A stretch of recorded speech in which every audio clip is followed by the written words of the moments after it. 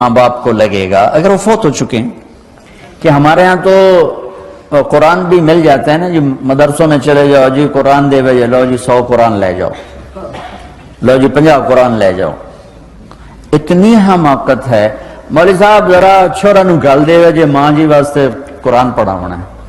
چھوڑا دی ماں تو نہیں مری، میری ماں مری. ہمارے ایک رشتہ داروں کے نا وہ تھا ختم، والدہ فوت ہو گئی، تو میں بھی گیا ہوا تھا. تو بچے باہر بیٹھے سگریٹ پی رہے اور مدرسے کے بچے بلائے ہوئے تھے کمرے میں قرآن پڑھنے کے لیے.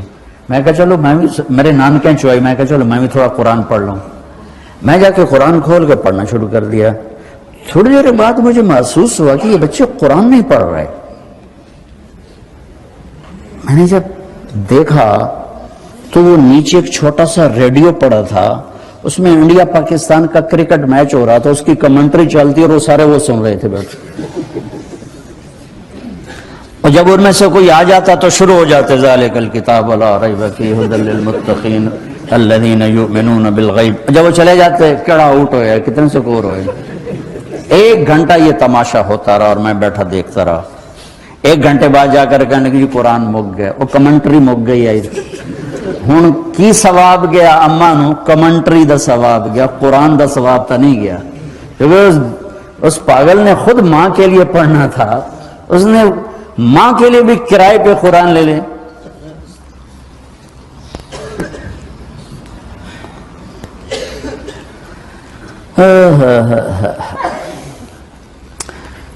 زندہ ہیں دعا لو، مر گئے ہیں ان کے لیے ان کی قبر پہ نہیں جا سکتے ہو. یہاں کی زندگی بہت تیز ہے، کبھی تو جایا کرو، کسی ویکنڈ پہ چلے جایا کرو، کسی اتوار پہ چلے جایا کرو، کسی ہفتے کو چلے جایا کرو، مہینے بعد 2 مہینے بعد، سال میں 1 دفعہ سے، کہ یہ ان کا حق ہے، ان کا حق ہے. اور ابن القیم رحمۃ اللہ علیہ نے ایک واقعہ لکھا ہے کہ عبداللہ بن مطرف رحمۃ اللہ علیہ نے خواب دیکھا کہ قبریں پھٹیں اور لوگ نکلے اور کوئی چیز ایسے اٹھا رہے ہیں، ایسے اٹھا رہے ہیں، ایسے اٹھا رہے ہیں. ایک آدمی نکلا اور جا کر ایک درخت سے ٹیک لگا کے بیٹھ گیا. یہ اس کے پاس جا کر کہتے ہیں بھئی آپ کون لوگ ہو؟ وہ کہتے ہیں ہم ایمان والے ہیں. کہ یہ کیا ہو رہا ہے؟ کہ جو رشتہ دار ثواب بھیجتے ہیں یہ وہ اکٹھا کر رہے ہیں. کہ تم کیوں نہیں اکٹھا کر رہے ہو؟ کہ میرا بیٹا حافظ قرآن ہے، 1 قرآن روزانہ ختم کر کے مجھے بھیج دیتا ہے، تو میں نے پرچون دی لوڑ نہیں رہ جاندی، میرا تھوک دا کام. کہ تیرا بیٹا کیا کرتا ہے؟ کہ اس کی مٹھائی کی دکان ہے بازار میں. آنکھ کھل گئی، صبح ہوئی تو پہنچ گئے، بازار کھلا، دیکھا تو ایک نوجوان بیٹھا ہوا اور مٹھائی بیچ رہا اور ہونٹ ہل رہے ہیں. پہلے اس کو نہ چیک کرتے رہے، پھر اس کے پاس آئے، بیٹا تیرا نام کیا ہے؟ وہی نام تھا جو خواب میں سنا. یہ کیا پڑھ رہے ہو؟ کہ جو قرآن پڑھ رہا ہوں. کتنا پڑھتے ہو؟ 1 ختم روزانہ پڑھتے ہو. کیا کرتے ہو؟ کہ والد کو ایصال ثواب کرتا ہوں. کہ اتنی مشقت کیوں اٹھاتے ہو؟ کہ وہ میرے لیے بہت کچھ چھوڑ گیا، میں چاہتا ہوں میں بھی اس کے لیے کچھ حصہ بنتا رہوں. تو یہ والدین کے حقوق میں سے ہے کہ اگر وہ چلے گئے ہیں ان کے لیے ایصال ثواب کرو. ہمارے نا ایک فیملی تھی، 22 سال سے ان کے گھر میں مجرا بھی ہوتا تھا، جوا بھی ہوتا تھا. تو میں نے سلام دعا بڑھائی اور ایسا ایسا اللہ نے فضل فرمایا، سارے توبہ کر گئے. تو کہنے کہ ہمیں حج پہ لے چلو. میں حج پہ لے گیا. یہ 92 کی بات. تو میں مینا میں سویا ہوا تھا، تو میں نے ان کے باپ کو میں نے خواب میں دیکھا، تاکہ میرے بیٹوں کو کہہ دیں کہ تمہاری نیکیاں مجھے پہنچنا شروع ہو. یہ میں نے دیکھا کہ میرے بچوں کو بتا دیں کہ تمہاری نیکی پیدا کیا ہے. یہ کتنا بڑا اہم سوال ہے. کس نے پیدا کیا ہے؟ کیوں آگے؟ کیوں مر جاتے ہیں؟ مر کے کہاں چلے جاتے ہیں؟ بھاگ دوڑ لگی ہوئی ہے کمائیوں کی، کماتے کماتے کماتے کماتے ایک دم سب چھوڑا اور جا کر قبر میں سو گئے. جس سے میتھمیٹک کا قاعدہ ہے کہ بڑے سے بڑے عدد کو 0 سے ضرب دو تو وہ 0 ہو جاتا ہے. 1 ملین انٹو 0 0 اور 1 بلین انٹو 0 0 اور 1 ٹریلین انٹو 0 0. تو بھائیو، جو کچھ آپ بناؤ گے یا میں بناؤں گا، جو کچھ آپ کماؤ گے یا میں کماؤں گا، جب یہ موت سے ضرب کھائے گا تو 0 ہو جائے گا.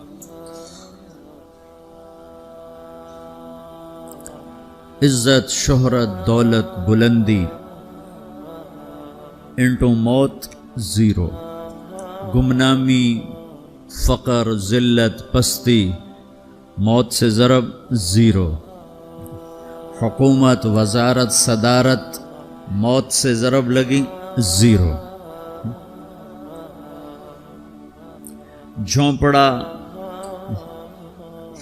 بیماری، غربت ضرب موت 0. میں مکہ میں تھا جب ملک فہد مرحوم فوت ہوئے.